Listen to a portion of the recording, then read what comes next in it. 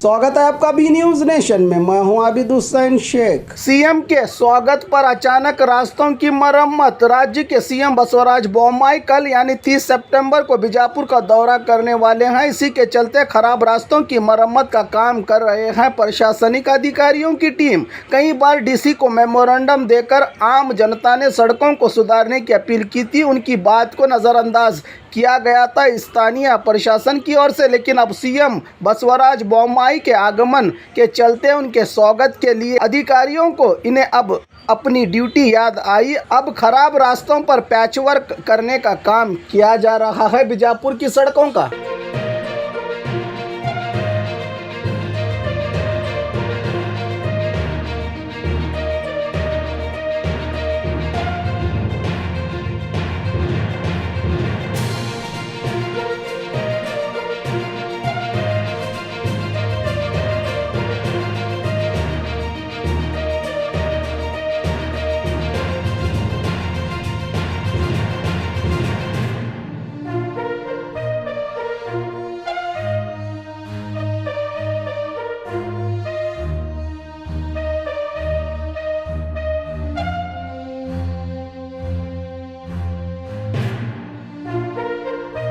और खबरों के लिए देखते रहिए बी न्यूज नेशन।